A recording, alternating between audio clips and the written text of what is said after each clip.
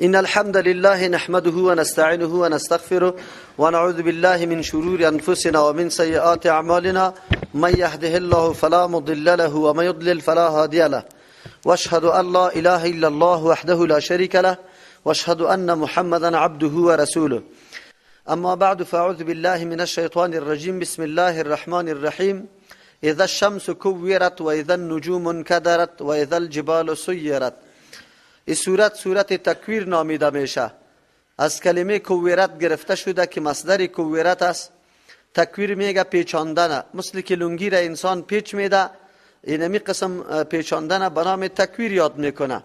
الله تبارک و تعالی صحنه هایی که قبل از وقوع قیامت پیش میشه در اینجا بیان میکنه و این امر خیلی مهم است، چرا که تمام نظم و نظام فعلی دنیا در هم و بر هم میخوره و صحنه دیگری به وجود میاد و این خیلی تکان دهنده است و بیدار کننده است انسانای غافله. از او خاطر کل صورت به این نام نهاده شده.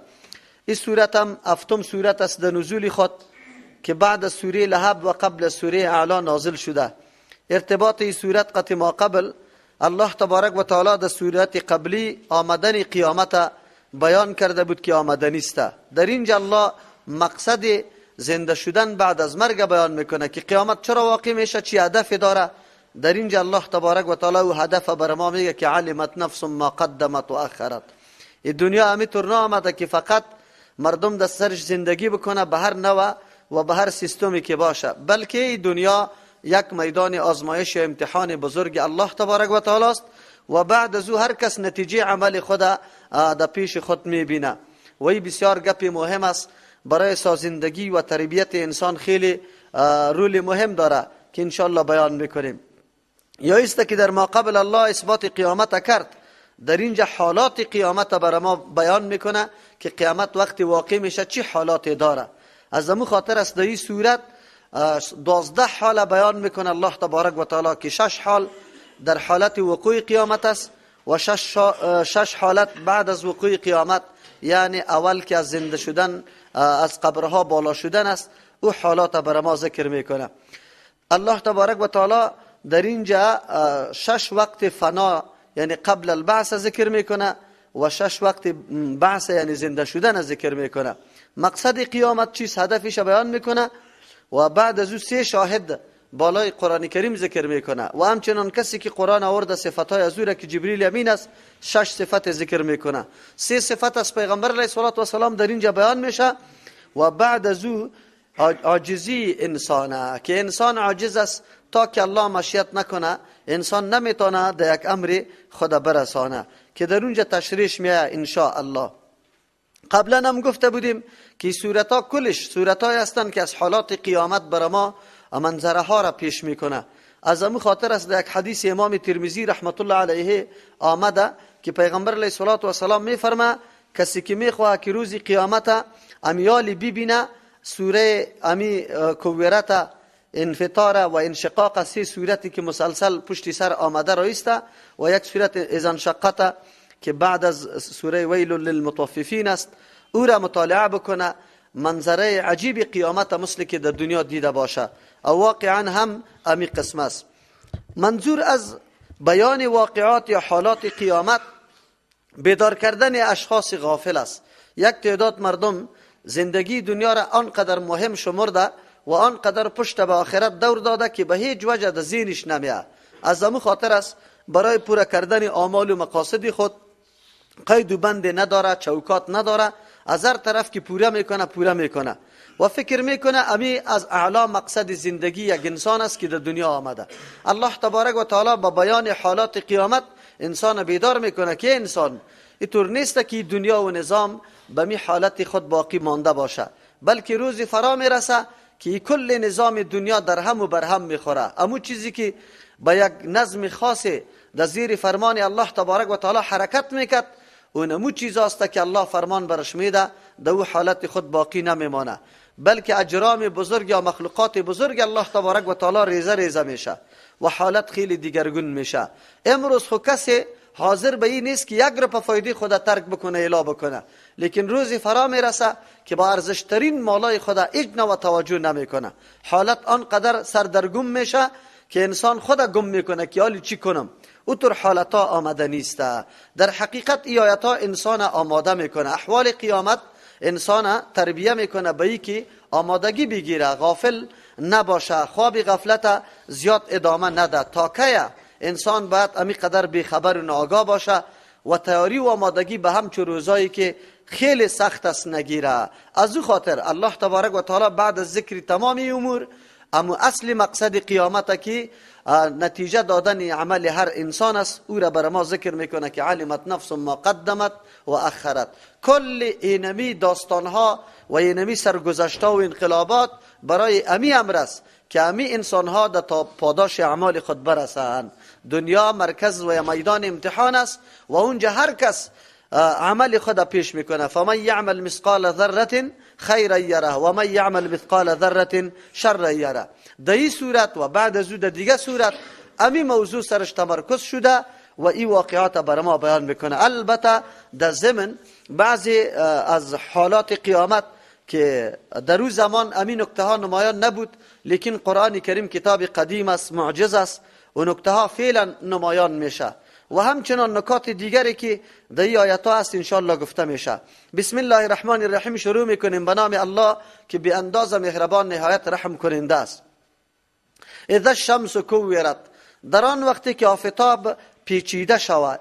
مراد از پیچاندن مفسرین کرام میفرمه اینمی آفتاب که چقدر کره بزرگ است، یعنی از زمین کده 1,300,000 چند از زمین کده به چیسته کلان است. 1,300,000 چند حجم آفتاب از حجم کره زمین کده قوی است. الله تبارک و تعالی روزی را فرا میاره که اینمی کره وسیع، اینمی رقم جمع میشه و هیچ چیز یعنی یک جا میشه که هیچ چیز باقی نمیمانه.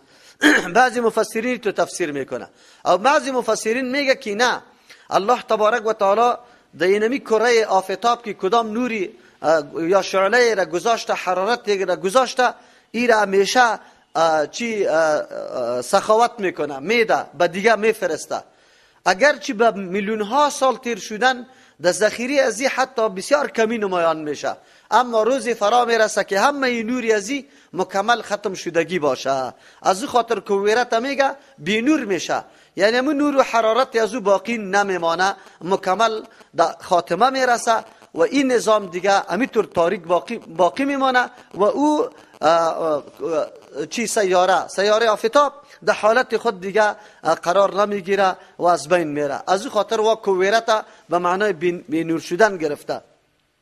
این نکته در او زمان یقینا که آشکارا نمیشد، اما در این زمان نظر به تحقیقات آل بسیار زیاد شده، یعنی تحقیقات جدید نمایانگار ازی است که بله کره زمین امی قسم حالتا را داره، آفتاب و نوری ازی کم میشه. آینده این امیطور هست. در مورد ازی علما دانشمندای امی فضانوردا نظریات داده که خود نکته حقانیت قرآن کریم است که چندین صد سال پیش این موضوع را یا مسئله را بیان کرده. و اذا النجوم انکدرت، خو اصل موضوع است که آفتابی جرم بزرگ یا کره خیلی بزرگ میبینی که در این نظم خاص خود روان باقی نمیمانه، حالاتش دیگرگون میشه، این قسم وظیفه خود انجام نمیده. و اذا النجوم انکدرت، در آن وقتی که ستاره ها انکدرت تیره شوه، خیره شوه، این حالات درخشان از بین بروه. چرا؟ اصلا در حقیقت امی ستاره ها یا مهتاب کلشان نوری خود از آفتاب بگیره. زمانی که آفتاب بینور شوه، همه سیاره های دیگه و همه ستاره های دیگه ایام در حالت تیرگی خود قرار میگیره.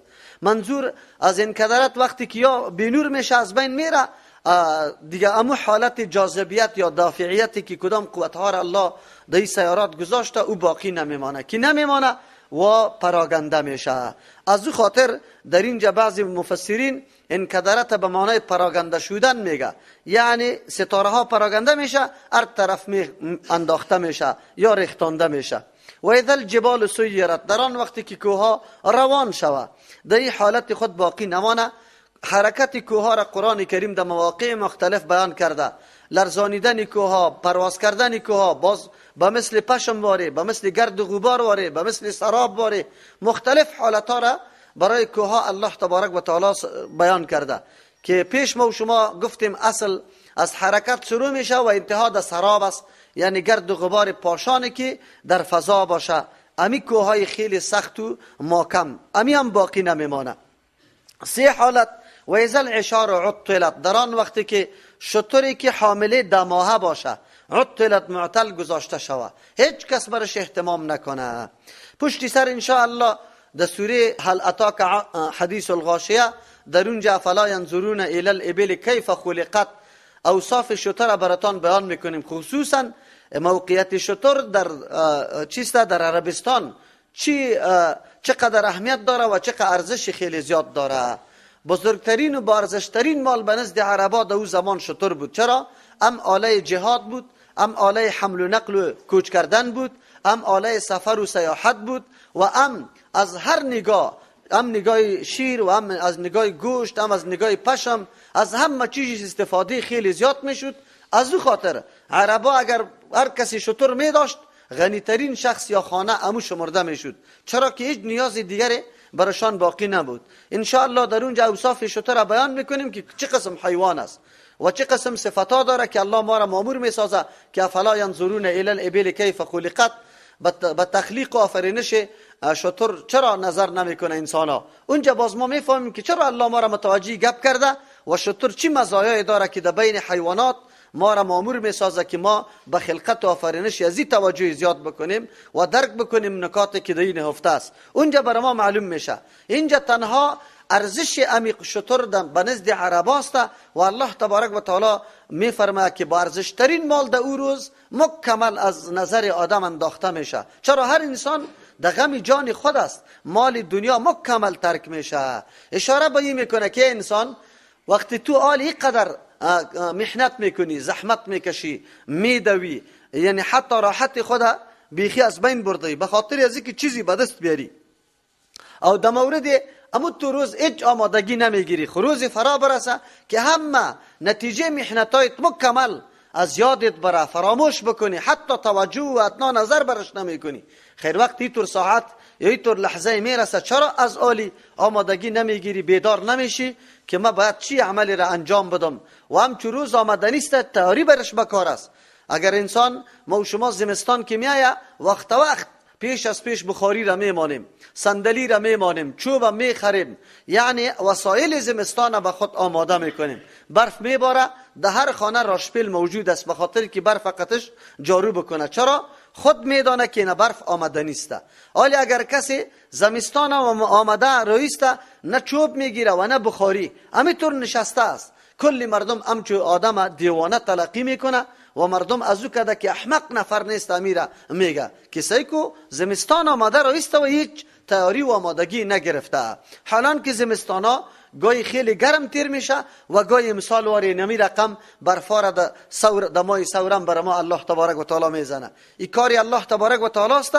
الله گاهی نشان میده که نمی حالاتی را که شما به یک نظم خاص میبینی کلش زیر فرمان الله است.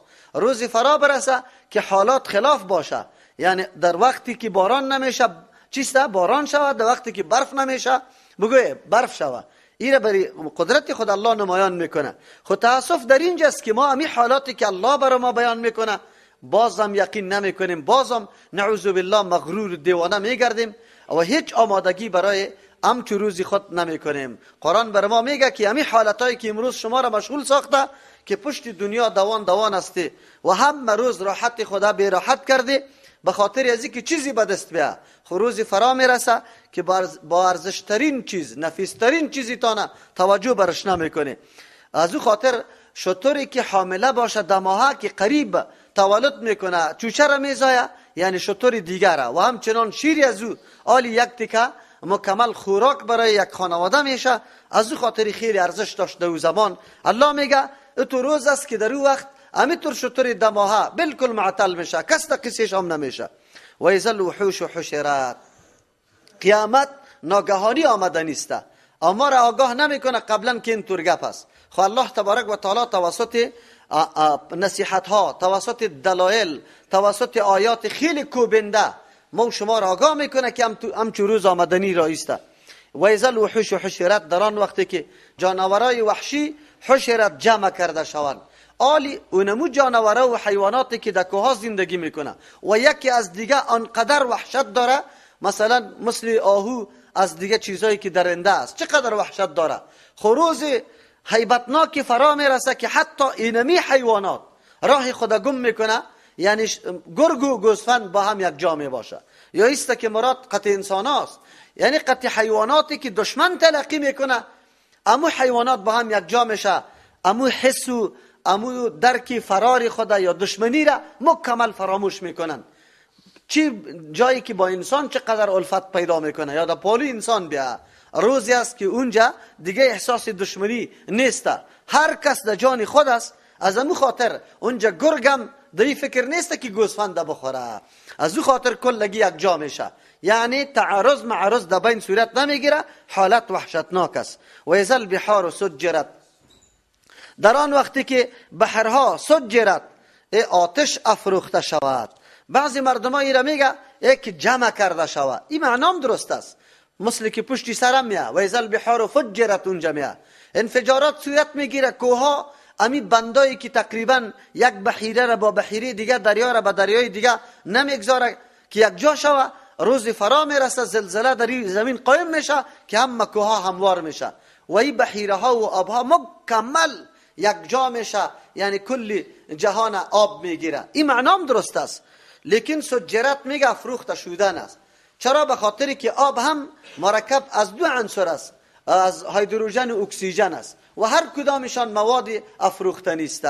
روزی فرا میرسه که الله تبارک و تعالی آب یک دم آتش میگردانه. اینمی آب فعلی که ضد آتش است، الله تبارک و تعالی این آتش میگردانه. اوید قدرت الله تبارک و تعالی است. این نکته را قرآن 1400 سال پیش بیان کرده بود، اما تحقیقات جدید این را ثابت میکنه که بله، آب هم قابل اشتعال است، چرا که در این مواد قابل اشتعال موجود است که از او مرکب شده. از او خاطر اگر یک جرقه شوه، الله تبارک و تعالی بحرها هم آتش میگردانه. او شما خود دیده در تلویزیون ها شاید مشاهده کرده باشه، وقتی کوههای آتش فشانی که از زیر زلزله میشه، از بین بحر آتش ها چی میشه؟ بیرون میبرایه. الله تبارک و تعالی قدرت داره. و اذا النفوس زوجت، در آن وقتی که نفس ها یک جا شوند، جفت کرده شوند.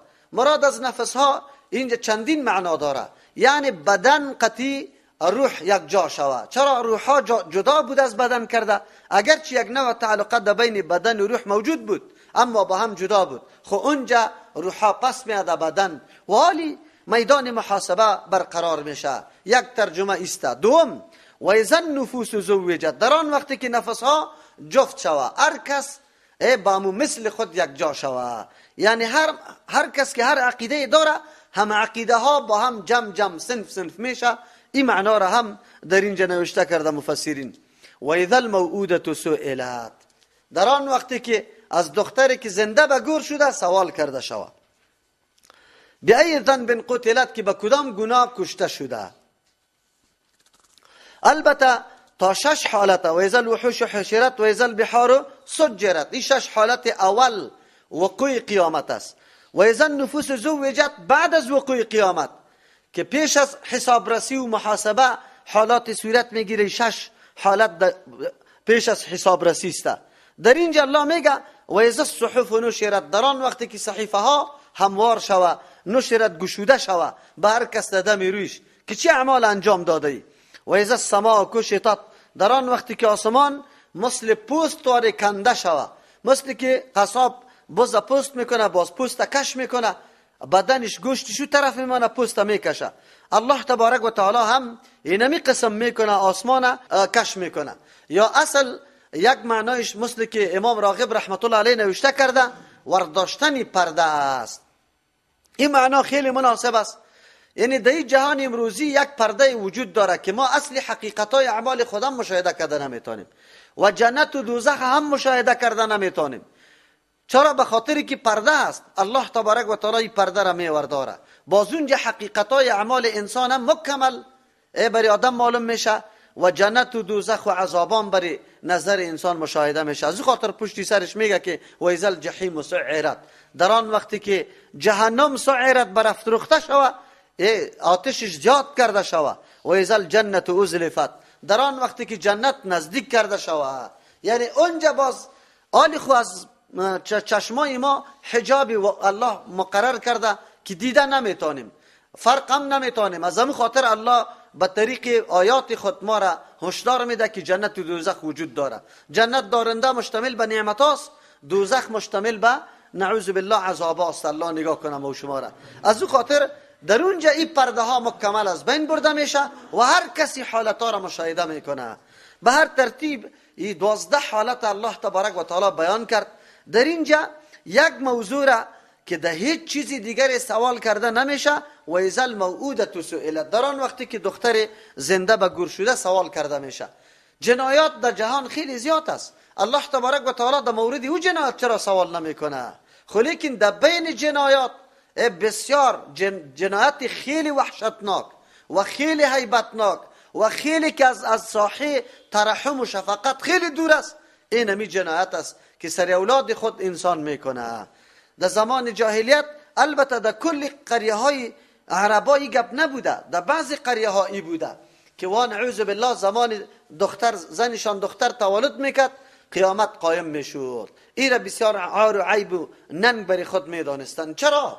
عوامل یا انگیزه ازی خیلی زیاد نکته ها بود. یا این بوده که فقر و فاقگی در اون زمان خیلی زیاد بود، مثل که قرآن کریم در 2 موقعیات کرده که ولا تقتلوا اولادکم خشیة املاق نحن نرزقهم و ایاکم، ما روزی میدیم، از ترس گرسنگی یار شما قتل نکنی، از بین نبره. از همون خاطر و عقیده نداشتن، فکر میکردن که همین مقدار رزقی که موجود است اینمی برای ما کفایت میکنه، کسی دیگری اگر اضافه میشه سبب کاستی و کمی رزق ما میشه. الله این نظریه های باطل مکمل از بین برد و منع کرد از این گپا. یک تصور غلط پیش از همی بود که مبادا اولاد رزق ما را کم نکنه یا ایست که هیچ برش پیدا کرده نمیتونیم. بعضی عواملی بود که ارزش نمیدادن برای وجود زن بیخی یک انسان نعوذ بالله بیگانه فکر میکرد. 2 سوم یکی از جمله اموری یا انگیزه هایی که سبب قتل دخترها میشد ای بود که کسی دامادی ماجور نشود. مثل که الله رحم بکنه کم کم ریشه های امی دوران جاهلیت و امی اخلاق جاهلیت فعلا در بعضی توده های مردم ما هم موجود است. بسیار ننگ میبرن که کسی را بگویی که دخترت چی نام داره یا در خانه دختر شده. این گپا فی الحال هم در افغانستان ما عینا تقریبا به مو حالات اولیش اجرا میشه و مردم تصور داره و عقیده داره. الله این گپا را رد کرد. پیغمبر علیه السلام برای از اینکه نشان بده به مردم که زن ارزش داره، اهمیت داره، حقوق مادره چقدر زیاد در موردش تمرکز کرده. قرآن کریم در مورد حقوق والدین به کدام اندازه تاکیدات فرموده و خود پیغمبر علیه السلام به خاطر که عملا ثابت بکنه برای قوم خود، همون قومی که تا دین روز دختر حتی ارزش انسانیت هم نمیداد، یا ایست که به این خاطر دختر و خوش نداشتن که و تمام روز زندگیشان جنگ بود، مقابله بود، فخر فروشی بود. از همون خاطر در میدان جنگ حاضر شدن نمیتونست، مثل بچه واره غارتگری نمیتونست، قتل و قتال نمیتونست. از اون خاطر خوشدارشان نبودن. به هر ترتیب انگیزه ها خیلی متنوع و مختلف بوده. خب دخترها را نعوذ بالله در این صورت خیلی بیرحمانه ای را زنده به گور میکردن. یعنی حتی تا اندازه که مادر زمین میکاوید و بعد از او وقت تولد به اون می نشست. اگر بچه بود بالا میکرد، اگر دختر بود فقط سرش میپوشانید. تا این حد و اندازه را هم نعوذ بالله ظلم یا بربریت در اونجا رایج بود. از همون خاطر قدر و قیمت دین اسلام امو مردم درک کرده بود که او حالات سرش تیر شده بود. ما و شما هم قدر دین وقتی میدانیم که حالات ناگوار تیر شده باشه و دین بر ما درسای عظیم داده باشه، ما را واقعا راهنمایی و تربیت کرده باشه. امو تو رام است. امروز یک تعداد دوستا و برادرای ما که با قرآن و حدیث آشنایی پیدا کردن یا مکمل درک میکنه که ما در کدام حالت جهالت زندگی میکردیم. واقعا امروز هم طور حالت هست. اگرچه مردم ایره بری خود جهالت نمیگه، لیکن وجود داره. یا در این مورد حساس هستند، در مورد تولد دختر حساس هستند، نمیخوان با دامادگیری را نمیخواه، ایره عیب میدانه. و همچنان طبقه اناس یک قشر خیلی ضعیف و خیلی ناتوان و خیلی بی ارزش تلقی میکنن. این نمو بقایای امو مفکوره های غلط و زمان جاهلیت است. اما اسلام اینجا ارزش قوی داد. یکی از جمله نقطه های با ارزشی که اسلام ارائه میکنه همینجا است که هر گناه دیگری را الله قلمداد نکرده در اینجا، ولی این موضوع را قلمداد کرده که وایذا الموعوده سئلت، در آن وقتی که از دختری که زنده به گور شده از او سوال کرده شود. پیغمبر علیه السلام به این خاطر که به قوم خود نشان بده که بله طبقه ایناس هم ارزش خیلی بسزایی داره و دوش مرد است، نواسه خدا در عین نماز در سری شانی خود میگذاشت و بعد از او که در رکوع میرفت او را پس پایین میکرد. امامه رضی الله عنها را که نواسهش است، حتی در نماز، حتی در مسجد، به خاطری که به مردم نمایان کنه که دین اسلام اینمی قسم حق به اینمی طبقه داده و شما از این عار و ننگ نداشته باشی. حتی در نماز خود آنقدر نوازش داده که در عین نماز گاهی تا میکرد چه پیغمبر و گاهی بالا میکرد، در حالی که نماز محل خشوع است. انسان توجه خود فقط و فقط طرف الله میگیره، لیکن پیغمبر چون که او توجه از او خیلی قوی بود، اینمی عمل کردش منافات با خشوع پیغمبر نداشت، لیکن به مردم واضح میکرد که حتی این قدر داره که در حین نماز هم ما قطع از این نفرت نداریم. این یک درس عظیم بود برای امت، ولی با تاسف که امروز از همین تعلیمات پیغمبر علیه السلام ما دور ماندیم، ما ناشنا باقی ماندیم. تعلیمات پیغمبر در بین ما موجود نیست، خواندن نمیشه، بازم امو مفکوره های غلط نعوذ بالله تا آلی رسری بسیار توده های مردم ما حکومت میکنه و همی کارا را میکنه. اینجا الله تبارک و تعالی میگه که وقتی از خودی دختر سوال کرده شود از او چرا سوال بکنه؟ اصلا زمانی که یک کسی خیلی مظلوم قرار گرفته باشه و در موقع محکمه که خیلی قدرتمند است با امرای ظالم و امو جانی اینجا در محکمه حاضر شده باشه، اول قاضی به خاطر سرزنش و خیلی تهدید کردن ظالم از امو مظلوم سوال میکنه که چی جرم داشتی که یا تو را لط میکرد، اینقدر مورد ظلم قرار داده او تو بگوی که هیچ جرم، فقط جرمی ما ای بود که ما قشر اناس بودم، ما مؤنث بودم، به این خاطر و این مؤنث هم در اختیار خودم نبود، الله پیدا کرده بود. در حقیقت این مقابله با نظام آفرینش الله تبارک و تعالی است که آلی معلوم شود که مردم ظالم چقدر ظلم و جنایت کرده. خب ببینه قرآن کریم سر همین نکته تمرکز کرده، یکی به ای ذنب قتلت، یا بعضی مفسرین میگه و اذا الموعوده سئلت، وقتی که دختری زنده به گور شده سوال کرده شود از چی چیز؟ عنها، از امی خودش سوال نمیشه، عن والدیها، از پدر و مادرش سوال میشه در مورد قتل ازی که چرا چی گناه کرده بود که شما سوال چی میکردی؟ ای را قتل کرده. این دو زمان بود. اما زمان جدید، زمان امروزی ما، این زمانی که نعوذ بالله دموکراسی لعنتی در رأسش قرار داره و مردم نعوذ بالله باغای سرسبز نشان میده، در حقیقت داخل باغ هیچ چیزی وجود نداره بجز از ذلت و رسوایی، دیگه چیز نیست. این مردم تشویق و ترغیب به می امر میکنه. امروز به شکل جدیدش پیشرفته و ترقی اسقاط جنین خیلی زیاد رواج پیدا کرده و حتی نعوذ بالله معاینه میکنن، بعد از او میرن میگه دختر است، نعوذ بالله باز میگه کی را سقط کنه، اگر بچه باشه او را باقی میگذاره. یک کسی که هم خود دکتر و هم زنش دکتر رفتن معاینه کردن دختر بود، دستی گرفتن سقط کردن، الحمدلله بچه برآمد. و این قاتلین در روز قیامت جواب میگه. امروز به این شکلا مردم به نام منصوبه بندی چه تصور غلطی را در ذهن مردم یا پیش میکنه. چی میگن؟ تاسف نیست که از زبان مسلمانی گپ میشنوی، میگه اولاد کمتر زندگی بهتر، اولاد کمتر. ما خود دیدیم که کسی اولادش زیاد از زندگیش بهتر است. همسایه ما الله ببخششه بر تقریبا به خانه نزدیک بودیم، یک زن یک شوهر بود. خب بسیار همیشه تنور جور میکرد، همین قسم زندگی کرد که هیچ روزی راحت ندید. اما کسایی را که 40 فرد در خانوادهش است الحمدلله فراوانی خیلی زیاد است، رزق الله میده. نعوذ بالله کسی کلام میگه این گفتار میکنه، نعوذ بالله عقیده بر رزاق بودن الله نداره. این سخت گپ است، این عادی نشماره. دیگه چی میگه؟ از تربیش بیرون شده نمیتونیم. این دسیسه ها و دلایل شیطانی است که برای تو پیش میکنه و تو میگیم. کسی که تربیه بکنه، یک معلم واقعا دلسوز باشه، یک معلم واقعا از اخلاص درس بگویه، اگر 50 نفرم دمی صنف باشه او را تربیه کرده میتونه. بالکل که معلم باشه، واقعا دلسوز باشه. اگر نه که معلم خود برجسته نباشه، قابلیت نداشته باشه، یک شاگردم ده هدف رسانده نمیتونه. اصلا تو از خود سوال بکن که چقدر برجستگی داری در مورد اولادت، به تربیش چقدر اقدام کرده میتونی یا نمیتونی. البته یک گپ است، مردم تربیه اولاد چی را میگه؟ که برسی از زیر تا چیستا لندن و آلمان و امریکا رسانده بتونی، اینی را یا تربیه میگه. خب گوشت نواز کنی.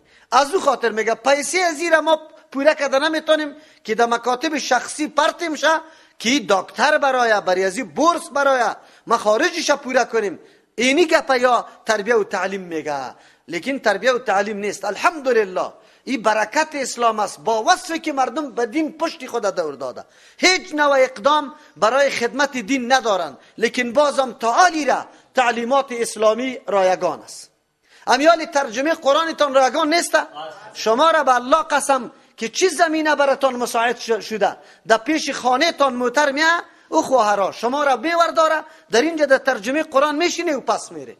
کاش که شما همی قدر اهمیت بده به می درسای قرآن کریم به مو اندازه که به یک کورسی انگلیسی میده. مسلمان ها اگر همی قدر اهمیت برای یک کورس انگلیسی که یا اهمیت قائل است به قرآن و به حدیث بدن، شما باور به الله بکنید دیگه در منطقه ادناترین جنجال شما مشاهده نمی کنید. خود تاسف در اینجاست، با وصفی که هیچ کس، نه دولت نه افراد، توجه به این امور دین و تعلیم دین نداره، ولی بازم الحمدلله برنامه دینی مکمل رایگان است. در مسجد ها تعلیم قرآن کریم رایگان است. یکی خوب ملاها و آخوندای یا قاریای غلطی است نعوذ بالله که پنجشنبگی و چهارشنبگی جور کرده مردم از درس واگذار کرده. این گپا در دین نیست اصلا، یا به خود جور کردن او ایرم از دست خودی ماسته. وگرنه در غیر ازو تعلیم و تربیه ایره میگه که تو یک شخصیت انسانی جور شوی، مسئولیتی تا بشناسی، هدفی تا بشناسی، چرا پیدا شدیم، برای کدام غرض پیدا شدیم، مسیرم کدام طرف است. این تعلیم رایگان است و هر وقت به دست آمده میتونه. اگر کسی مسلمانی واقعی باشه اولاد خود بالکل میتونه که تعلیم درست برش بده. این بهانه را نکنه. این بهانه ها این وسایس و دلایل شیطانی است که در قلب تو میپرته که میگه که ما تعلیم نمیتونیم اولاد اگر اضافه شود. از این خاطر پشتی کمترا. خود شما بدانه اگر بعضی علما نوشته کرده که از 40 روز پیش اگر نطفه خنثی شود پروا نداره، گناه نداره. از او به بعد عینا مثل مرادف قتل است. او بعضی این تا 4 ماه و 10 روز گفته پیش او قدر گناه نیست. از 4 ماه و 10 روز مثل که در زندگی در دنیا آمده باشه او را قتل کرده باشی. لیکن علمای محققین میگه زمانی که نطفه مرد و زن یک جا میشه اینمی وقت قابلیت جور شدن یک انسان است. از اینمی زمان ضایع کردنش عینا مثل همی گناهی است که زنده قتل کرده باشی. و الله تبارک و تعالی از این سوال هم میکنه. بله یکی موضوع عذر است که سبب چیست؟ بدبختی مادر میشه. مادر توانایی زیرا نداره، بسیار مریض است، سبب مرگش میشه. در اون مورد با شریعت ضرورت یک چیزی مستثناست. اون وقت خو الله تبارک و تعالی چیزی حرام هم برات روا میکنه به خاطری که تو حیات در خطر نفته. در غیر از او این دسایس شیطانی، این دلیلای غربی نعوذ بالله که اولاد چی خودشان به دنیا اولاد داره به دنیا میارن، هیچ گپی نیست. خب با مسلمانا منصوبه بندی را شروع کرده. الا این چی است؟ این شفاخانه ضبط تولید است. تولدات دیگه اینجا ضبط شوه او کم شوه، الا دواهای وقفه‌ای داده شوه، الا اینطور کنه. خب الحمدلله امو کسایی که در صدد امی کاراست الله هم امو رقم یا میخوا اولاد که پیدا نشو سعی میکنی که سیگانی جور میشه. یا همین کارا را میکنه و اینطور در نظام زندگی و زن خرابی ها پیدا میشه که تمام عمر دوا بخوره سرگردان در دکتر و شفاخانه بگرده هنوزم جور نمیشه.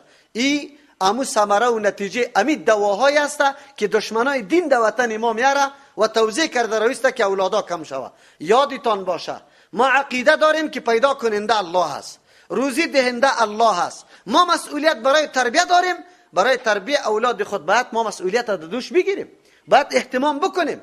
خب با تاسف ما خود اهتمام نمی کنیم. تربیه نمیره میگه که اولادت مسلمانی واقعی تعلیم بده، برش مسلمانی واقعی تربیه بکن، لیکن ما نمی کنیم. البته چرا عالی نمیشه؟ این مشکلی است که ما همه روزه در ترجمه خود امی گپ میزنیم که عالم ما در مسجد تنها مولای نماز است، تنها مولای صدقه فطر است، تنها مولای گیل اسقاط است، ولی مولای تربیه و تعلیم نه از کلانا و نه از خردار شده. در حقیقت مولاهای ما امروز بوج بالای مردم است، نه ایکی یا بوج از مردم کم بکنه. مردم ما می رقم بی احساس هستند. خود در دفتر میره 6,000 10,000 20,000 معاش داره، خود سری از او اکتفا نمیکنه، میگه مخارجم پوره نمیشه، چشمش بر رشوتم دوخته. خب لیکن به مولا چی میگه؟ میگه 1,000 بسیش است، 2,000 بسیش است، از 3,000 خو معاش اجوقاف برش میده، بسیش است همون قدر. اینی گپ برش میزنه. یکی. دوم، مسجدی که 5,000 خانه است، یک مولا برای اطفال خود که 5,000 شاگرد است یک مولا رشانده. مولا مجبور اول به کی درس بگوید، چه قسم درس بگوید. با تاسف باز شیوه تدریس خود که مسجدهای وجود نداره، نصاب نداریم، ما یک برنامه تعلیمی قطعا در مساجد نداریم، نه از یادی نه از نوشته کردن. این اونمو اموری است که دشمن سر ما کار کرده و همینطور ما را گذاشته. مسجد ما هر کس مسجد جدید که جور میشه، مردم ما اول غمی چی رو میخوره؟ سالون فاتحه خوانی شه. این مسجد 2 منزله کنه که 1 منزلش فاتحه خوانی، پشت بدعت، پشت کارهایی که غلط و نارواسته پشت زیر گرفته. خود نمیگه که این مسجد تا که جور کنه که اون مدرسه شوه، 5 مدرس داشته باشیم، 5 قاری داشته باشیم که اولاد ما محض تلفظ یاد میگیره بره اونجا حرفای هجا خوب تلفظ کنه، تلاوت قرآن خوب بکنه، مسائل دین خود یاد گرفته باشه. در این مورد اهتمام نیست. کدام محل است که یک مدرسه را 5 استاد معاش داده نمیتونه؟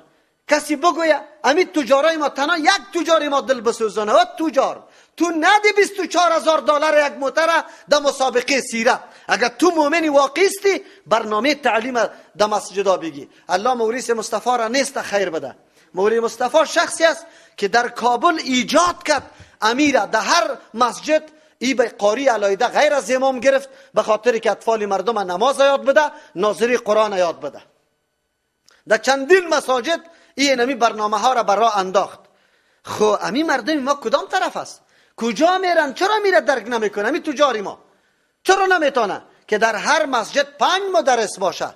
5 مدرس، 1 مدرس برای علم، ترجمه قرآن و درس حدیث. مولا را اینطوری مولا نگیره که 3 سورت یاد داشته باشه. مولا را امتحان بگیره که بله ترجمه کرده میتون یا نه، درس حدیث داده میتون یا نه. که کلانا در 2 وقت هیچ کدام تکلیفم کار نداره، خفتن هم بیکار استی، صبحکی وادی نمازم برای زیادم نه 15 دقیقه وقتی تانه فقط برش بده و همین درسا گفته شود که کلی مردم عالم جور میشه. نه این تاریکی ها و این جهالت ها باقی میمانه، یعنی که مکمل مردم جور میشه. الحمدلله ما در مسجد ما بچگکای خورد قطعی تو دلیل میگی حدیثه، یعنی حدیث است، یعنی اینطور است. چرا؟ به خاطر که میشینه شنیده امونجا امی گپا گفته میشه خود به خود. اما کسی که الف بیرم یاد نداره امی قدر گپا میفهمه که نمازم با کدام سیستم است او در این مورد حدیث است یا نه. چرا؟ از یک طرف علمای ما گوشتای قاقی مردم خوردن، میمانی های مردم خوردن، لیستای چیسته صدقه فطر جور کردن. خود مورد تعلیم مردم و تعلیم اولاد مردم نکوشیدن، نه به مردم چیزی را یاد دادن. خود گفتم اما یک روز براتان گفتم که حتی 20 سال از امامتش میشه حتی عمیقا نشان نداده که سلام دور داده شود مردم کدام کلمات باید بخونه. کدام مردم ما تالی را مثل که نو مسلمان میشه لا اله الا الله محمد رسول الله اینی را میخونه. اینی حالت کلانای ماست. خوردای ما چطور؟ اون ملا بیچاره چی کنه؟ این مسجد پر شو از خورده، دختر بچه ها باز دختر و بچه هم چی رقم تربیه شده؟ نازدانه هاست. عالی رقم اولاداست، موبایل های تونتونکی قطشان است، تمام روز اینجا برای تو سعی میکنه اونجا کاری خود را ایسته. اون ملا صاحب میگه بگوه بخونه الف زر آبی پیش بو آبو تیازر توسی عمل کی شد درس ها ختم شده. بچگک چقدر یاد گرفته حفظ کرده. چی را حفظ کرده؟ الف زر آبی پیش بو آبو تیازر توسی زیزی توسی جمیازر جیح زر حاجه. بس خیر و خلاص. نه تخته وجود داره، نه قلم وجود داره، نه تعلیم وجود داره. ما مسلمان ها یقینا که دشمن سرسخت خود و اولاد خود هستیم. یقینا که ما همونطور هستیم. در روز قیامت این پدر و مادر الله سوال میکنه، این ملا را سوال میکنه. این مسجد برای چیست؟ اسلام الحمدلله برنامهش بسیار آسان است، مصارف و مخارج زیاد نداره. در ادنا حالت انسان میتونه بسیار فایده های خیلی بزرگ به دست بیاره. چقدر آسان است. در مسجد میاییم 5 دقیقه میشینیم، یک حدیث میشنویم، یک حدیث فقط، یک حدیث در مورد وضو میشنویم، یک حدیث در مورد جماعت، یک حدیث در مورد داخل شدن مسجد میشنویم همه روزه. حالی شما بگویید در یک سال چند روز است؟ 365 اصود کو 300 حدیث تو شنیدی در مورد زندگی، چقدر معلومات برات حاصل شده که در هر روز یک حدیث گفته باشی. لیکن کجاست؟ اگر دمیق جا یک آیت ترجمه کرد، 300 آیت ترجمه کرده، این مطالبش تو در ذهن ماندی. لیکن کجاست؟ مردم کدام اهتمام کرده؟ من خو میگم که افغانی ها ای ملاها اینطور نگویه که خیر اسی ختمه و خیرات ها میشه. ختم و خیرات ما را در بدر خاک بسر کرده. در افغانستان 10,000 مدرسه چلیده میشه، در افغانستان یک ملا نگاه نمیشه. از کجاست؟ حکومت میده در پاکستان؟ حکومت برش پیسه میده؟ خب مردم که مرده میشه. این قرآن کریم هم اونجا کسی برای من هدیه کرده، نفر آمده. من که می آمدم یک داکسن کتاب 40,000 افغانی را تنها کرای موتر دادم برای انتقال کتابای خود. از کجا کرده بودم؟ من خود درس میخواندم. از کجا کرده بودم؟ امی مردم بود که می آمد مولوی صاحب کدام کتاب تفسیر حدیث بکاریت است، لیستش برای من بده. لیست میدادم، میدیدی که تفسیر آورده، حدیث آورده، دیگه کتابم نمیخرید، تفسیر حدیث. و مردم میفهمه خیرت است. والدین وفات کرده، من یک صدقه برش میکنم. لیکن امروز در افغانستان کدام گپ است؟ الا بارکو کارت نوشته کو فلانی خان محترم، فلانی خان دنب و درازش کلان بکو، در خانه فلان، در منزل فلانی خان ختم قرآن کریم است، ختم شریف است. بس در اونجا تشریف بیاوره. عالی او مردکه مکتبی خود اعلام میکنه، دکانی خود اعلام میکنه که خفه نشوه. چقدر تاوان به خود، چقدر تاوان به شاگردای مردم رسوند که در مجلس ختم بدعتی و حاجی صاحب شریک شوه. و حاجی صاحب هیچگاه در مورد اولاد خود یک استاد نگرفته که می اولادم قرآن میفهمه یا نمیفهمه. اینی مردم هستند. اینی شما بگوید که ما چقدر ظلم روادار شدیم و بازم دنبال روی نعوذ بالله امو مفکوره های غلطی غرب کرده رایستیم. امروز یک تعداد خواهرای ما، برادرای ما آنقدر فریفته و نعوذ بالله متاثر از دنیای غرب شده که این کارها و برنامه ها را بالکل ضروری میدانه. میگه ما باید آزاد زندگی کنیم. اولاد چی کنیم؟ اولاد چی؟ شو تا صبح قطش در گریان، روز تا بگاره، این از کجا پیدا بکنیم؟ اونمو حالت هاست. لیکن همین قدر فکر نمیکنه که پدر و مادری ما اگر ما را میطور میکرد، نمیخواست ما را، تو امروز در دنیا بودی؟ نبودی. همون رقم منداخت تو را در یک اشغال دانی، تو زنده باقی میماندی. دنیا همینطور است. پیغمبر برات میگه شما نکاح بکنی. زنانی که خیلی اولاد میاره، خیلی محبت داره، به خاطر که روز قیامت من افتخار میکنم سری امتی خود. لیکن تو میگی نه، برخلاف پیغمبر، برخلاف دستورات الله تبارک و تعالی، اولاد سقط جنین کرده برو، موانع را ایجاد کرده برو. بله یکی فاصله آوردن است بین دو اولاد، نزدیک تولد میشن، بالکل درست است. وام با مشوره دکتر خیلی فهمیده که همین دوا خوردن سبب نقصان دیگر نشه برای تو، عوارض جانبی پیدا نکنه این دوا برای تو. در او وقت برای تو جایز است که دوا را بخوری. در غیر از اونه برای بند کردن اولاد، برای این گپا کلش نادرست است. سقط جنین عیناً اینمی زنده گور کردن است. در روز قیامت الله تبارک و تعالی از ما سوال میکنه. خب علمت نفس ما احضرت، کلی چی را حالاته که الله بیان کرد 12 حالاته برای چی بود، کدام صحنه بود. انسان بیدار میکنه. علمت نفس ما قدمت و اخرت، میدانه نفس آن چیزی را احضرت که حاضر کرده، چیزی که در دنیا قطش بوده حاضر کرده و نمور مکمل مشاهده میکنه، مکمل قطش پیش میشه. کلی کار کردگی تا که در دنیا تیر کرده در پیش روی پیش میشه. امی دیگر گناه، امی انقلابات حالی برای تو معلوم میشه که تو در دنیا برای خواب خور آمده بودی، یعنی که مسئولیت داشتی. در دنیا یک چیزی سری تو انداخته شده بود که تو باید او را پیش ببری، اونجا باز واضح میشه. این کلی حالتا برای خاطر چیست؟ به خاطر که عملی تا خود ببینی. فلا اقسم بالخنس الجوار الکنس، فلا نه نیست بکاری قدر غفلت، قدر خوابیدن، قدر ناگاهی و بیخبری از این طور حالتهای هیبتناک و وحشتناک که پیش روی آمده است و تو اهتمام برش نمی کنی. اقسم بالخنس، قسم یاد میکنم به او ستاره هایی که الخنس بازگردنده هستند، باز میگردن، یک دفعه ظاهر میشن پس میگردن. الجواری که سیر میکنه، حرکت میکنه، الکنسی که غایب میشه، یعنی در جای خود کناس میگه آشیانه را، آهو جای بدو باششه، یک دفعه ظاهر میشه میچره، وقتی که احساس میکنه کدام شکاری میگه پاره پس اونجا میره. در شب میبرن میچرن، لیکن روز میفهمه که حالی کسی نبینه، قرار خدا یک جای گوشه میکنه.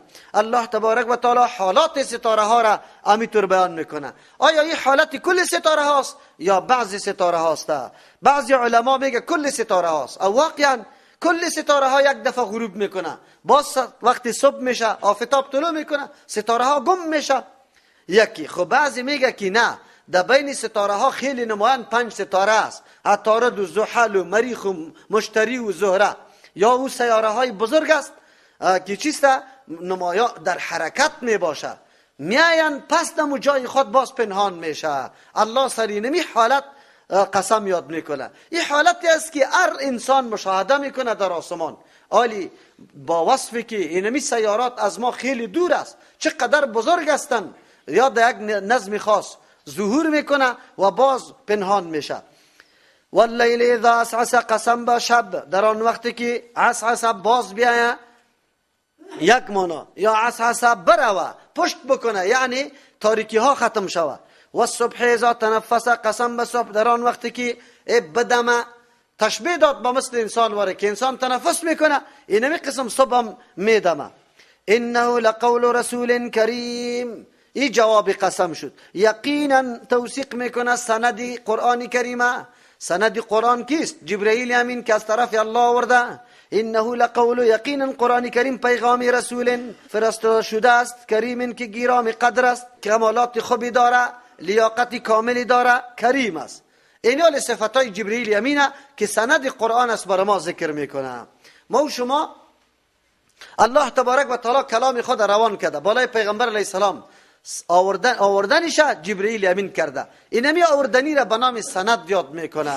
آلی تا که همی سند توثیق نشوه خودی قرآن محکم نمیشه، هزار قسم اشتباهات و احتمالات مردم در جانش پیدا میکنه. حدیث پیغمبر هم اینمی قسم است. پیغمبر وقتی یک سخن میگه به ما که میرسه، بعضی مردمای جاهل میگه وای که حدیث شد با ضعیفش کی کشیده. در سخن پیغمبر ضعف نیست، ضعف دایسته که کی آورده، آدمی درست آورده که یقینا در این حدیث تغییرات نآورده و یقینا شنیده، یعنی که یک کسی از جان خود جور کرده. حدیث پیغمبر که از خودی پیغمبر ثابت شوه بعد از ضعف و قوت نداره، کلش قوی است. سخن پیغمبری است که معجزه را پیش کرده، صداقت خود نمایان کرده، اونجا با ضعف و قوت نمیه. ضعف و قوت در سند میه بعد از اینکه از پیغمبر به ما میرسه. کدام مردم ایره بر ما آورده؟ او مردم قابل توثیق هستند، معتمد هستند، یعنی که نعوذ بالله دروغگوی از خود جور کردنی چه رقم است؟ از همون خاطر است اگر کسی متهم به وضع شد بس حدیثش موضوعی است، از خود ساخته.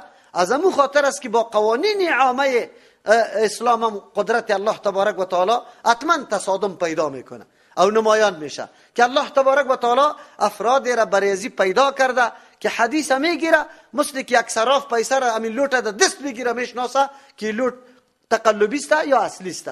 محدثین کرام بعضیشان الله اینطور ملکه و قوت برشان داده بود که همین حدیث روایتش بیان میکرد باز درک میکردن که حدیث کدام حدیث است. او قدرت الله تبارک و تعالی است.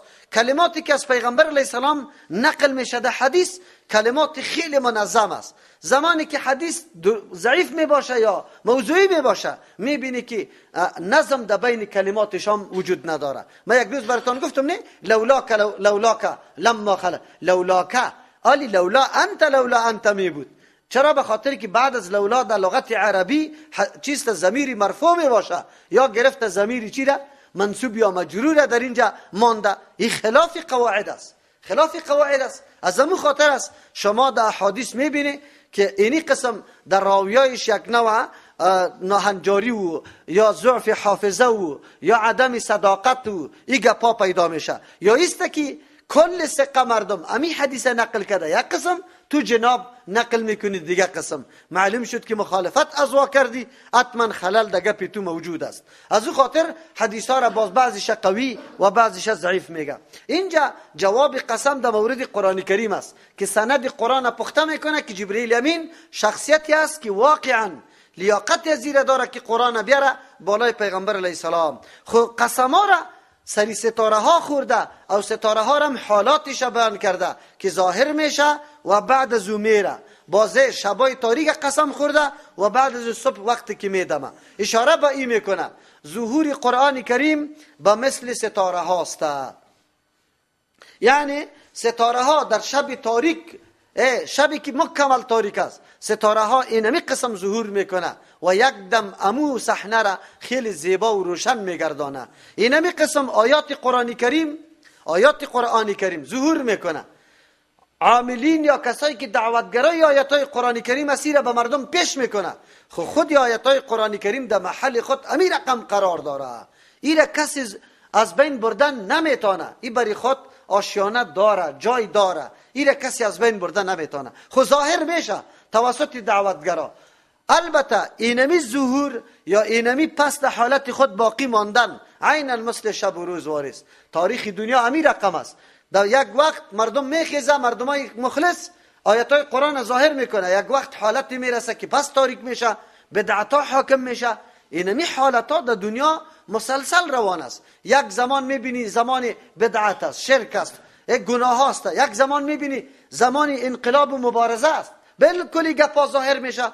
الحمدلله خوشا به حال او مردم که همینطور در اینطور حالتا آیاتای قرآن، مقاصد آیاتای قرآن به مردم ظاهر کنه. یقینا زمانه ما و شما زمانه ظهور است الحمدلله. وگرنه شرک و بدعت کسی میشناخت، توحید کسی میشناخت هیچ نبود. یک مسلمان میراثی از پدر و مادر باقی مانده بودیم، نماز میخواندیم، چیزی که پدر و مادر میکرد اونموتور یک عقیده داشتیم و خیر و خلاص دیگه. از قرآن درک نمیکردیم. خب الحمدلله ظهور کرد، آیاتای قرآن برملا شد، مردم درک کرد که توحید چیست، شرک چیست، بدعت چیست، سنت چیست. امروز اونمون مرحله ظهور است. الله در جمله ظاهر کننده ما و شما را شامل بسازه. دوم واللیل اذا عسعس و الصبح اذا تنفس. قسم به شب است که باز بگرده به تاریکی خود، خب قسم به صبح وقتی که میدمه. اشاره به این میکنه که حالات ظلمت بار در جهان که حاکم است حتما صبح روشن پشت سرش آمده نیست. قرآن آیاتایش حیثیت صبح داره که تاریکی های شب مکمل از بین میبره. اوامو ترام شد. چرا؟ به خاطر که او زمان سخت تاریکی بود. تاریکی به تایی اندازه را که اولاد و جگرگوشه خدا میگرفتن زنده، اورم نمیکشتن، همونطور در زیر خاک میکردن. لیکن الله تبارک و تعالی صبح دمید، روشنی قرآن چی شد؟ یک دم چی شد؟ گسترده شد. امو محیطی که یک دم ظالم، جنگجو، بد اخلاق، کدام کارایی نبود که در او سرزمین نمیشد. او ماحول محیط به کدام ماحول محیط مبدل شده. و افراد کدام افراد عالی گشته. و افراد امروز کسانی هستند که در تاریخ شهامت و مردانگی و ایثار و قربانی و اخلاص و صداقت و وفاداری و شهامت و توکل و ایمانداریشان مکمل در تاریخ ثبت است. دوست و دشمن سرش اعتراف داره. اینمی ظلمتا، اینمی تاریکی ها از بین رفت و امو صبح دمید. همیشه انسانی تر فکر نمیکنه که جهان مکمل تاریک میشه. حتما اینطور است که الله تبارک و تعالی کسی رو پیدا میکنه، حقایق برملا میکنه، صبح میدمه، همه چیز واضح و روشن میشه. همینطور باقی نمیمونه که همیشه در تاریکی باشه. از او خاطر اینجا مناسبت قسم ها قطعی جواب قسم امیسته که قرآن کریم آوردنش از آسمان به زمین حیثیت اینمی را داره که صبح شده، حیثیت امی را داره که ستاره ها ظهور کرده و تاریکی ها از بین رفته. آلی توثیق سند چی رقم میکنه؟ انه لقول رسول کریم، یقینا قرآن کریم لقول پیغام است، پیام است از رسول شخصی فرستاده شده کریم که خیلی عزتمند است به نزد الله تبارک و تعالی. اما صفاتی که برای یک قاصد یک جایی که تو روان میکنی، اما قاصد چه صفاتایی داشته باشه؟ اول صفت که نیازمند دست برش ضرورت داره او قابل قدر پیشی تو باشه. چرا اگر پیشی تو قابل قدر نباشه همیشه پیشی آمدن نمیتونه، هر چیز از تو گرفته نمیتونه. از امو خاطر است یک نفری است که قدر و قیمت داره، او به مجردی کمی بگویه به بادار خود کلان خود اینی چیزا برام بده او باز منع نمیکنه و همون چیزا میده. جبرئیل امین به نزد الله تبارک و تعالی همینطور قدر و قیمت داره. ملکی است که الله انتخاب کرده شه برای اینمی وظیفه. از او خاطر آوردن قرآن توسط ملکی میشه که او خیلی عزتمند و قابل قدر است. یک ذی قوت، بله خودش قابل قدر است، خو لیکن در راه شیطانا شاید چیزی دیگر هم قطعی وحی یک جای کنه یا از پیشش کم زیاد بکنه. ذی قوت، صاحب خیلی قوت است، کسی در پیش جبرئیل امین پیش شدن نمیتونه. تو که یک مال خوب و نفیس و با ارزش روان میکنی تا که در مقصد میرسه بسیار پریشان و مضطرب میباشی که آیا در راه دزدا یا کسی نگیرشه. آلی خو مسئله دزدی از بین رفته، فقط صلاح داشته باش، نیرو داشته باش، هر کاری که میکنی کس بری تو دزد گفته نمیتونه.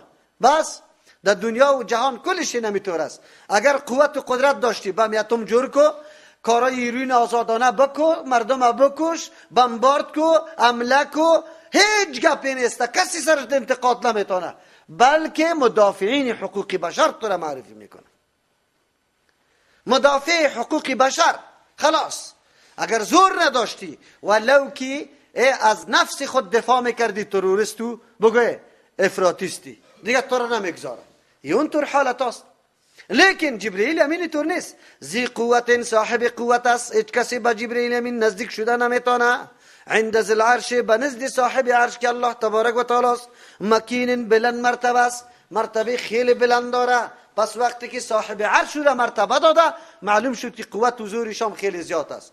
یک آدم کمی که نزدیکی با رئیس جمهور داشته باشه میگه چی هست بگوی پایه از او کانکریتیست، بسیار زور داره. جبرئیل امین بسیار زور داره، چرا که پیش الله تبارک و تعالی مرتبه بلند داره. مطاع، بله ملائکه دیگه هم قطش کمک میکنه، چرا که کلی ملائک زیر فرمانش است. مطاع، صاحب اطاعت است، یعنی اطاعت از او کرده میشه. سمع، امین، مطاع سمع، قابل اطاعت است، در اونجا اطاعتش کل ملائک میکنه. امین، خودش شاید در وحی یک کمی دست بزنه کم و کوتا. امین، مکمل امانت دار است، هر چیز به مو کیفیت شکلی که الله برش داده امو رقم میرسانه.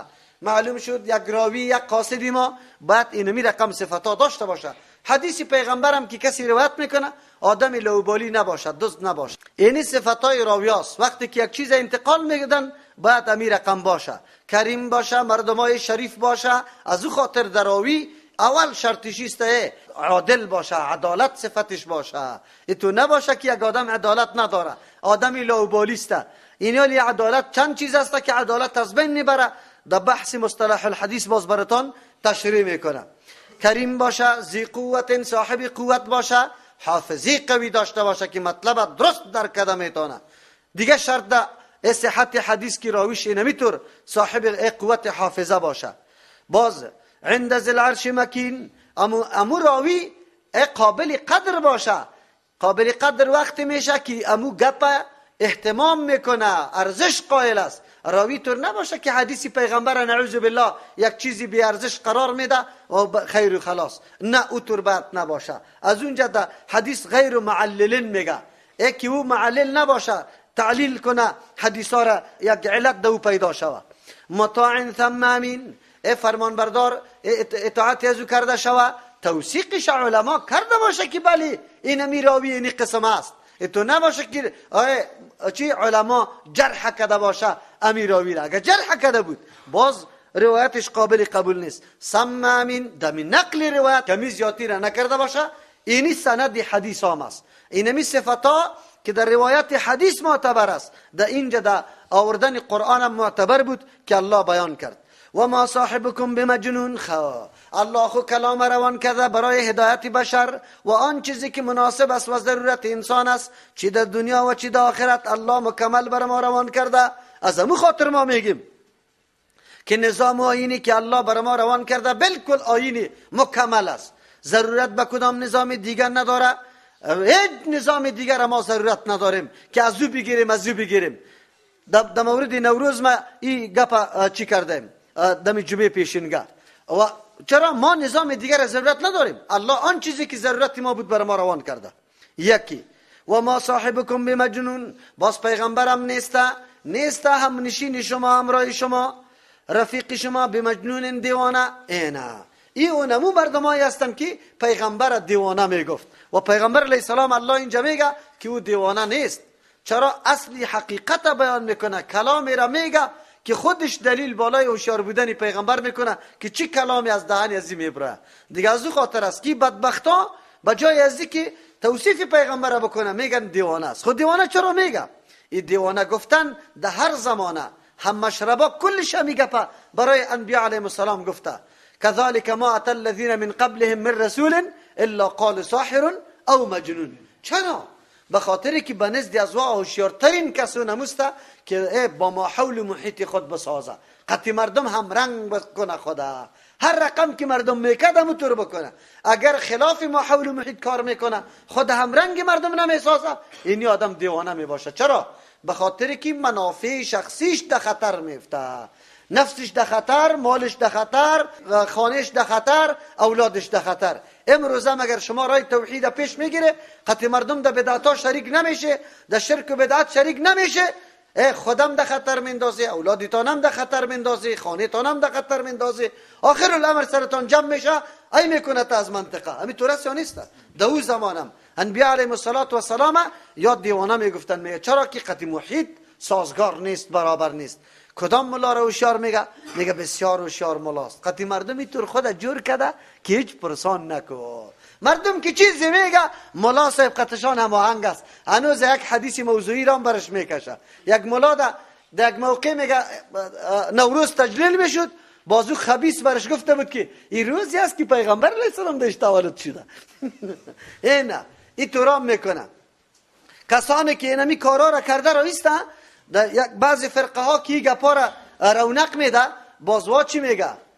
وا چی میگه؟ میگه روز نوروز روز برآمدن مهدی است. واخو مهدی را میگن در سرداب داخل شده، میبره عدالت قائم میکنه. میگه این روز روزی است که مهدی میبره عدالت قائم میکنه، از او خاطری را جشن بگیریم.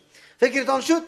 صبغه یا رنگ دیگه برش میده، به خاطر از اینکه عالی معرفی نشود که روزی در زردشتی است، روزی جشن زردشتی و آتش پرستی است، یک رنگی مذهبی دیگر برش قائل میشه که مردم خوب گل بخوره. حالا کی طور نیست؟ هیچ گپی نیست. دین ما تکمیل است. پیغمبر هیچگاه بخیلی نکرده. قرآن میگه و ما هو علی الغیب، بالای وحی بدنین بخیل. هر چیزی را که الله روان کرده، هیچ چیزی را قطع خود پرد نگاه نکرده، مکمل واضح کرده و پیغمبر به کلگی بیان کرده.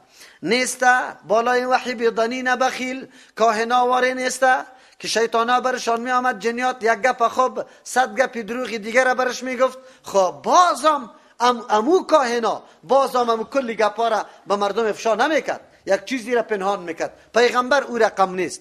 پس کسی که نسبت کهانت به پیغمبر، مجنونیت به پیغمبر میکنه، این گپ غلط است. چرا؟ به خاطری که پیغمبر اینی قسم صفتا را داره.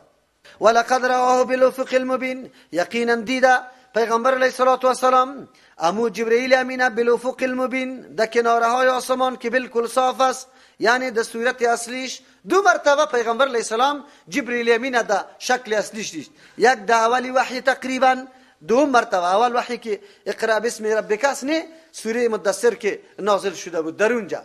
2 مرتبه در معراج دیده. در مورد معراج اختلاف بود. کسی میگفت دیدن مراد از دیدن الله است، اما به دیدن چشم نه، به دیدن قلب.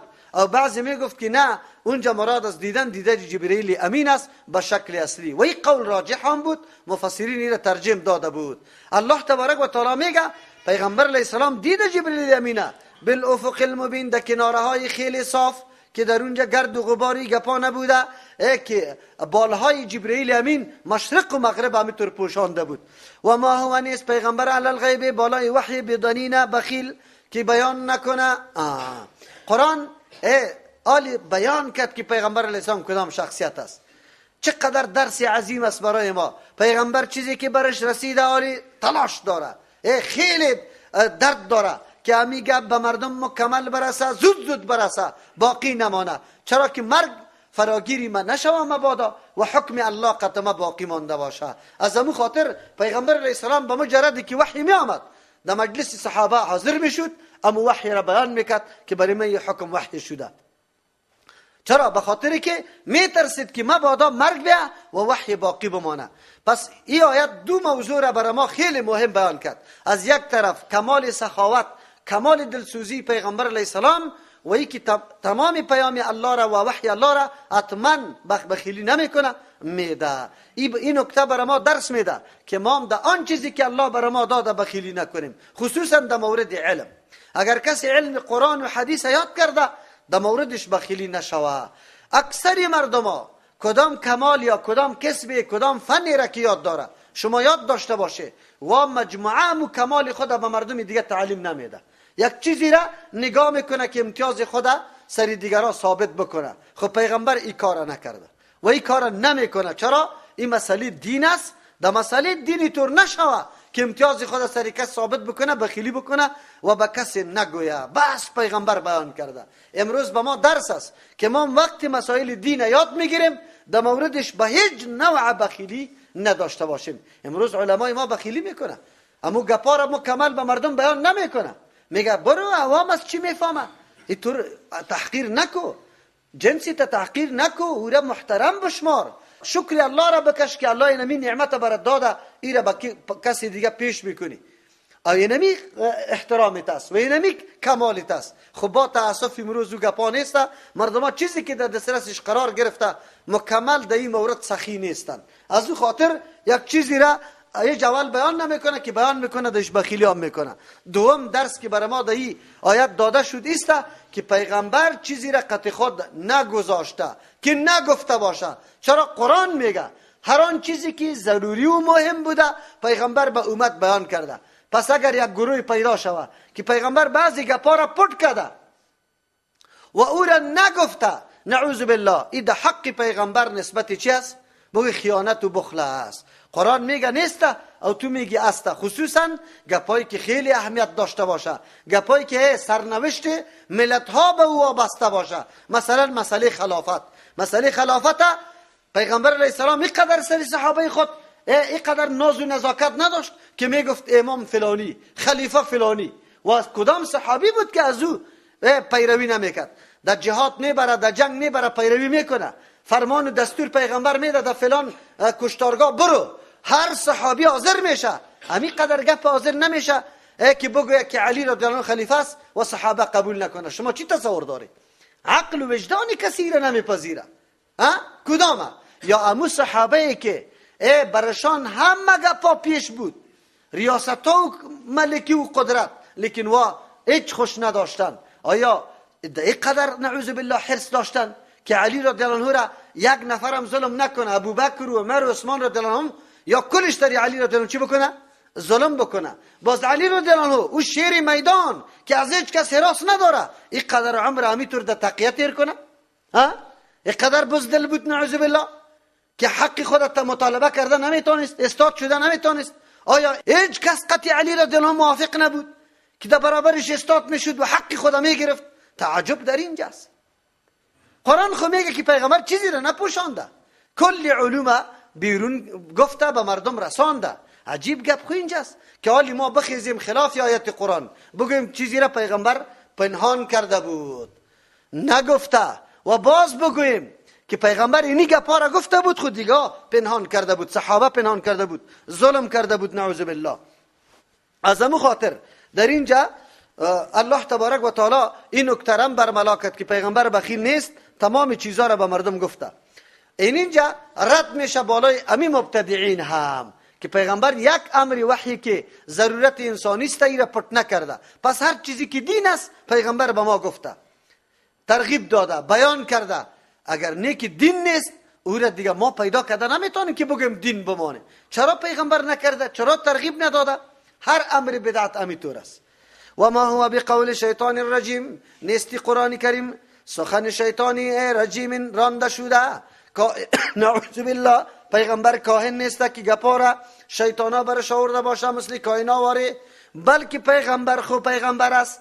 این کلام جبرئیل همین برش آورده نیست. این قول شیطانی رانده شده. چرا؟ اگر قول شیطانا می بود یا ضد شیطانا را بیان میکرد، سرنوشت بد شیطانا را بیان میکرد. فاین تذهبون، کدام طرف شما روان هستی؟ وقتی طور قرآنی که محکم است، سندش قوی است، قرآنی که واقعا انسان جرم میکنه، اینطور میشنوی و بازم نعوذ بالله را نمیپذیری، کدام طرف روان هستی؟ ان هو الا ذکر للعالمین، نیست ای قرآن کریم مگر ذکرون سرچشمه یادآوری است، ذریعه یادآوری و بیداری است. هشدار میده که ما را آگاه میکنه که چه حالتا داده میروی ماست. للعالمین، برای کل مخلوقات. قرآن برای کل مخلوقات تذکر میده، یاد میده، بیدار میسازه مردم که شما چی مسئولیت دارید، چرا پیدا شده، کدام طرف روان هستی. قرآن کلگی را آگاه کرده. لیکن فایده را کی میگیره؟ هر کس نی. لمن شاء منکم، برای کسی که میخواهد جمع شما، ایستقیمه، که برای راست بروه. قرآن برای از او ذکر است، راه راست. قرآن برش یادآوری میکنه، نشان میده که نمی راه راست است. بله، قرآن در حقیقت ذکر نصیحت است، پندار است، یا چی نصیحت دهنده است، یادآوری کننده است تمام حالات آینده را برای کل مخلوقات. لیکن فایده از پیشش کسایی میگیره که راه استقامت اختیار میکنه، راه مستقیمه. کسی که راه مستقیم اختیار میکنه او قرآن ما کم میگیره که قرآن چی برام گفته. راه مستقیم قرآن معرفی میکنه و برات میگه که در فلان جای این قسم علامات، این شرایط داره. و ما تشاؤون، شما نمیخواهید الا یشاء الله، مگر اگر الله بخواه. او طور اللهی که رب العالمین، مالک و متصرف مخلوقات است. در اینجا نصیحت بودن قرآن خو الله عام ذکر کرد، لیکن معاصر بودن قرآن کریم، اگرچه خود قرآن معاصر است در هر قسم، لیکن جانب مقابل هم تقاضای تاثیر داره که وام قابلیت ازیر داشته باشه. تو هر قدر دانه، هر قدر خوب باشه، خود زمین خوب نباشه، اون نپذیره، چی بکنه او دانه دو؟ از همون خاطر قرآن کتاب چیست؟ نصیحت است. قرآن کتاب یادآوری است، همه گپا برای آدم یادداشت میده، لیکن برای کسی که وام آمادگی به این داشته باشه. اگر آمادگی نداشته باشه چه قسم سرش تاثیر بکنه؟ یک آدم در مجلس قرآن حاضر نمیشه، نمیشنوه قرآن کریمه، چه رقم سر از او تاثیر بکنه؟ در اینجا گپ دیگه هم شد. و ما تشاؤون، شما نمیخواه الا یشاء الله، مگر که الله بخواه. مشیت ما موقوف بالای مشیت الله است، که الله نخواه انسان خواسته نمیتونه. خواه الله کی میخواه؟ الله کی میخواه که تو قدم بگذاری با او خواستن، آمادگی بگیری، اسبابی که الله برات داده او را سوق بدی، او را درست کنی امو طرف. اگر تو صبحکی وقت کارای خانه را جمع نمی کردی، مسئولیت وظیفه خود اجرا نمی کردی، آماده به ترجمه نمی کردی، الله بر دیگه چی نمی کرد؟ تو اراده کردی، الله با خواستش تو را تا این رسان در ترجمه قرآن کریم. پس انسان نه بیخی مختار مستقل است که هر کار که ارادش میشه کرده بتانه، و نه مجبور مستقل است، بین است. یعنی هم از نگاه کسب مختار استی، از نگاه خلق پیدا کردن یک کار تو مجبور استی. چیزی که پیدا میشه تو نمیتونی که او را رد بکنی، الله که چیزی را پیدا میکنه. او در کسب تو اختیار رستی. حالی دلت کدام طرف میگیری، چه قسم میکنی؟ در قرآن کریم خو میری یا بیدار باقی میمانی؟ ایده پیشی دوسته. از او خاطر انسان نه مستقل محض است و که مختار محض برش میگیم، و نه مجبوری محض است. از نگاه خلق هیچ چیز نمیتونی، هیچ چیز پیدا نمیتونی تا که الله پیدا نکنه. خو از نگاه کسب الله تو را اختیار داده. تکلیف بنابر اینمی اختیار دادن است، مرتب شدن ثواب و عذاب هم بنابر اینمی اختیار است. الله به پیدا کردن شی تو را مکلف نمیکنه و عذاب نمیده، به اختیار کردن شی تو را عذاب یا ثواب میده که کدام چیز اختیار کردی.